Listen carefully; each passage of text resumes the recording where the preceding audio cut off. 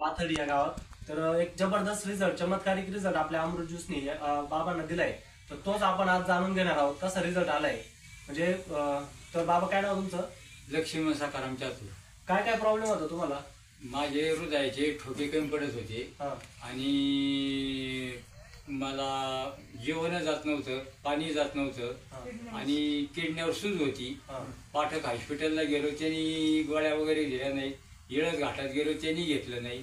आनंद ऋषीला गेलो, त्यांनी घेतलं नाही। मग तिथून पुढे हे संगमनेरवरून बाटली मागवली।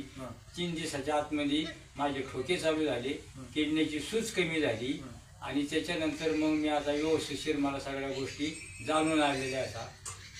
एवढं मात्र मी तुम्हाला सांगतो। बघा, बाबांना पूर्ण म्हणजे क्रिएटिन लेवल वाढली होती किडनीमध्ये, त्याच्यामुळे सूज आली होती आणि दादांनीच स्वतः डॉक्टरकडे नेलं विळद घाटामध्ये आणि पाठक हॉस्पिटलला।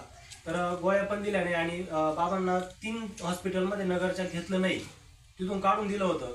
तर अक्षरशः दादांनी विश्वास ठेवला अमृत ज्यूसवर आणि शेवटचा पर्याय म्हणून अमृत ज्यूस वापरलं आणि आज बाबा आमच्या समोर इथं बोलताय। तर हा जो परिणाम आहे, जो रिझल्ट आहे, हा बाबांना अमृत ज्यूसने आलाय।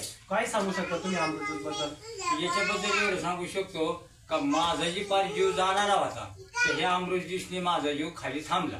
नाही तर माझी डॉक्टरने नो गॅरंटी दिली होती का म्हणले याला सरळ घरी घेऊन जावा, जोपर्यंत राहील तोपर्यंत राहील, नाही त्या दिवशी जाणार। पण ह्या अमृत ज्यूसने काय झालं का मी एकदम जागच्या जागेवर अगदी थांबल्या गेलो। ओके, असं सर बोला। ठीक आहे, अशा प्रकारे छान रिझल्ट बाबांना आलाय आणि बाबा आज आमच्या समोर सांगताय एवढं।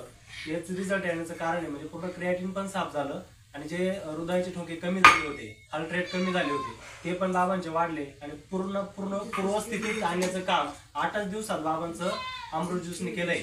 असा छान प्रकारे रिझल्ट बाबांना आलाय। धन्यवाद बाबा।